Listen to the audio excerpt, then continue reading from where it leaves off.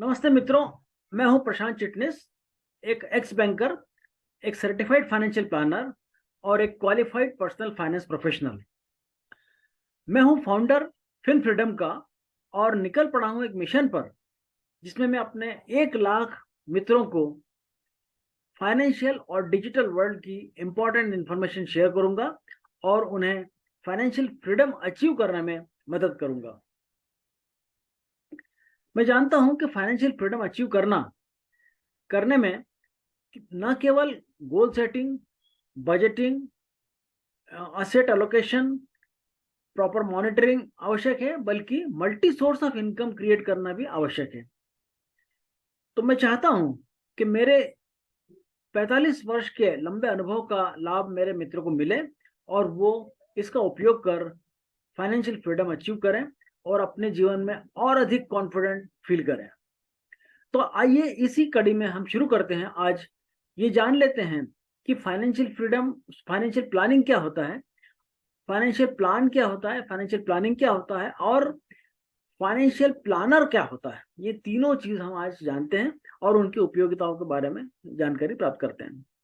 साथियों, financial plan एक आपके फाइनेंसेस का एक ओवरऑल कॉम्प्रिहेंसिव स्टेटमेंट होता है, जिसमें कि आपकी इनकम, सोर्स ऑफ इनकम, दूसरी आपके एक्सपेंसेस क्या हैं, आपके असेट्स क्या हैं, आपकी लाइबिलिटीज क्या हैं, आपको इंश्योरेंस, आपके सिक्योरिटीज के बारे में, मतलब इंश्योरेंस वगैरह का कितना किया हुआ है आपने, इन सब बातों की जानकारी उसमें हुआ करती है।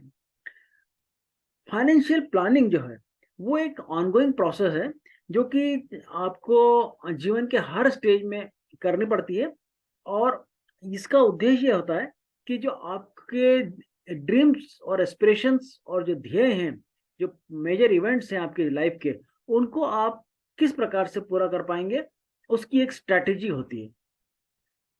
ये एक होलिस्टिक एक्सरसाइज है, जिसमें जो है आपको आपके गोल्स को सिस्टमेटिकली अचीव करने में किस प्रकार से आपको सक्षम बनाती है ये, और जो है आप एक्सपेक्टेड और अनएक्सपेक्टेड एक्सपेंसेस को मीट आउट करने के लिए जो है कैपेबल होते हैं इसको कर लेने से। लेकिन क्या फाइनेंशियल प्लान बहुत पैसा हो तो करने की जरूरत नहीं है, या कम पैसा है तो करना चाहिए, ऐसा कुछ नहीं है। जो पैसा अगर इनकम बहुत ज्यादा है या इनकम बहुत कम है, दोनों ही स्थिति में आपको अपने फाइनेंसेस को कैसे मैनेज करना है, ये जानने के लिए आपको फाइनेंशियल प्लान करना चाहिए। कुछ व्यक्तियों को कहना होता है कि वो नियमित रूप से रिकरिंग डिपॉजिट में कुछ अमाउंट जमा करते हैं, या म्यूचुअल फंड की किसी स्कीम में वो एसआईपी जमा करते हैं, तो वो उनका फाइनेंशियल प्लानिंग चल रहा है, या उनका कुछ थोड़ा इंश्योरेंस भी किया हुआ है, या कहीं असेट्स में इन्वेस्टमेंट भी किया है। लेकिन साथियों, ये फाइनेंशियल प्लानिंग नहीं है, ये एक एडहॉक स्टेप्स हैं जो शायद बाद में जाके इनएडिक्वेट प्रूव हो सकती हैं। तो इसके लिए फाइनेंशियल प्लान क्या होता है हम संक्षिप्त में जान लेते हैं। फाइनेंशियल प्लानिंग की 7 स्टेप्स होती हैं। सबसे पहले होता है गोल सेटिंग। तो सबसे पहले जो आपकी जो महत्वपूर्ण गोल हैं जीवन के, उनको एक लिस्ट आउट किया जाता है और उसमें प्रायोरिटाइज किया जाता है कि कौन से गोल महत्वपूर्ण हैं। वो जो महत्वपूर्ण गोल होते हैं उनको हम स्मार्ट गोल्स कहते हैं। स्मार्ट मतलब स्पेसिफिक, एम मतलब मेजरेबल, ए मतलब एडजस्टेबल, आर मतलब रियलिस्टिक और टी मतलब टाइम बाउंड। तो ये स्मार्ट गोल्स का सिलेक्शन करके फिर जो है उनको टाइम लिमिटेशन में डिवाइड किया जाता है। जैसे कि जो शॉर्ट टर्म गोल्स हैं, जो कुछ 1 या 2 वर्ष में पूरा होने वाली आवश्यकता होगी उनके लिए धन की, वो शॉर्ट टर्म है। कुछ जो है मीडियम टर्म है, जो अगले 4 या 5 वर्षों में आपको पूरे करने हैं, और कुछ दीर्घावधि के हैं जो 5 साल से आगे के हैं, तो वो है लॉन्ग टर्म गोल्स। ये जो है इस प्रकार का एक बार आपका गोल सेटिंग तय हो जाने के बाद में फिर आपकी बजटिंग एक्सरसाइज की जाती है, जिसमें कि आपकी करंट इनकम क्या है, फ्यूचर में आपसे आप क्या एक्सपेक्ट करते हैं इंक्रीज वगैरह होना, और जो है आपकी जो प्रेजेंट इनकम है उसको आपके बजट्स, जो आपके टारगेट्स हैं, जो आपके गोल्स हैं, उनको अचीव करने के लिए अलोकेशन किया जाता है। इसमें जो है टैक्स प्लानिंग भी इंक्लूड हो जाता है, और यहाँ पर एक रिस्क प्रोफाइलिंग की जाती है, क्योंकि आपकी रिस्क टॉलरेंस क्या है उसको भी यहाँ असेस किया जाता है। तो इस बजटिंग में ये 3-4 चीजें इंपॉर्टेंट हो जाती है। उसके बाद यहाँ पर हम अगली एक स्टेप लेते हैं, कॉन्टिजेंसी प्लानिंग। कभी भी आपके जीवन में कोई भी अनिश्चितता घट सकती है और आपकी जो सोर्स ऑफ इनकम है वो कट ऑफ हो सकती है। जैसे मान लीजिए ये लॉकडाउन की सिचुएशन आ गई, या कोई आपका जॉब लॉस हो गया, या कोई बड़ा बिजनेस में लॉस हो गया। तो इस प्रकार की स्थिति में जब आपकी इनकम मान लीजिए अचानक बंद हो गया है, तो आप किस प्रकार से समय आगे बढ़ाएंगे? तो उसके लिए आपको 6 से 9 माह का जो है आपका मंथली एक्सपेंसेस की इक्विवेलेंट अमाउंट एक अलग फंड में रखना पड़ चाहिए, जिसे इमरजेंसी प्लानिंग या कंटिजेंसी फंड कहते हैं। और वो उसको तभी आपने उपयोग करना है जब इस प्रकार की कोई स्थिति आन पड़े, अन्यथा उसको एक तरफ रखने का है। ये जो है, इसके बाद फोर्थ स्टेप आती है इंश्योरेंस प्लानिंग। तो इंश्योरेंस का क्या है कि इमरजेंसी प्लानिंग के अलावा इंश्योरेंस बहुत आवश्यक है मनुष्य के जीवन में, क्योंकि जो है कुछ भी ऐसी घटना हो सकती है, जैसे आपका स्वयं का स्वास्थ्य खराब हो सकता है, या आपके किसी फैमिली मेंबर को कोई समस्या आ सकती है, या आपके जो है कोई एक्सीडेंट वगैरह हो सकता है, या आपके असेट्स जो हैं उनमें कुछ डैमेज हो सकता है, तो उनको भी आपको रिप्लेस करना पड़ेगा। तो इन सब इवेंचुअलिटीज के लिए आपको सेफ्टी के रूप में इंश्योरेंस, हेल्थ इंश्योरेंस या लाइफ इंश्योरेंस या जो जनरल इंश्योरेंस की पॉलिसीज लेना चाहिए, ताकि जो है आपको प्रोटेक्शन अवेलेबल रहे और आपको कोई समस्या ना आए। उसके बाद जो है आपका आपका नेक्स्ट स्टेप आती है असेट एलोकेशन, और जो है आपको राइट मिक्स ऑफ इन्वेस्टमेंट जो है चूज करना पड़ेगा। क्योंकि क्या है कि जो आपको इन्वेस्टमेंट किसी स्पेक्युलेटिव में और कोई कंजर्वेटिव में, दोनों में नहीं लगाना है। आपको एक बैलेंस्ड अप्रोच लेके चलना पड़ेगा, क्योंकि आपको एट ए टाइम लिक्विडिटी की भी जरूरत हो सकती है, साथ साथ आपको रिटर्न भी डिसेंट चाहिए, और साथ साथ सेफ्टी भी चाहिए। तो आपको सेफ्टी, लिक्विडिटी और डिसेंट रिटर्न, इन तीनों को देने वाले कोई प्रोडक्ट्स चूज करने पड़ेंगे, और उनमें से उनको भी अपने को मॉनिटर कर, परफॉर्मेंस मॉनिटर करते रहना पड़ेगा, सो दैट असेट एलोकेशन का जो है उसको समय समय पे किया जा सके, ताकि जो है हम अपना जो रिसोर्सेस हैं उसको बेटर डिप्लॉय कर सकें। इसके बाद अगला आता है स्टेट प्लानिंग। स्टेट प्लानिंग क्या होता है कि जो है आपके जो आपकी जो वर्किंग लाइफ है वो एक लिमिटेशन है। वर्किंग लाइफ समाप्त होने के बाद में फिर जो है आपको आपका जब कभी भी मृत्यु जब होती है, तो आपके जो भी हार्ड एंड असेट्स हैं, हार्ड एंड असेट्स जो है आपके नेक्स्ट जनरेशन को इजीली स्मूथली पास ऑन हो सके, इसके लिए आपको स्टेट प्लानिंग भी इन प्लेस होना चाहिए। तो इन सब स्टेप्स के द्वारा, और लास्ट स्टेप होती है review and monitoring. Review and monitoring एक पीरियडिकल पीरियड में करना पड़ता है। जैसे मान लीजिए 6 महीने या साल भर के अंदर या 2 साल में एक ओवरऑल मॉनिटरिंग या पीरियडिकल उसका रिव्यू कर लेते हैं कि हम लोगों ने क्या सोचा था, क्या हुआ, और अब इसमें क्या करेक्शन करना चाहिए।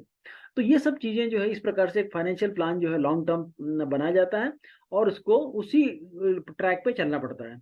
तो उससे जो है उसके गोल्स स्मूथली अचीव हो सकते हैं, उसको जो है कहीं भी बम्प्स जंप्स नहीं लगेंगे इसमें। अब अगला स्टेप इसमें आता है कि हमको कैसे किसी फाइनेंशियल प्लानर को ढूंढ पाएंगे।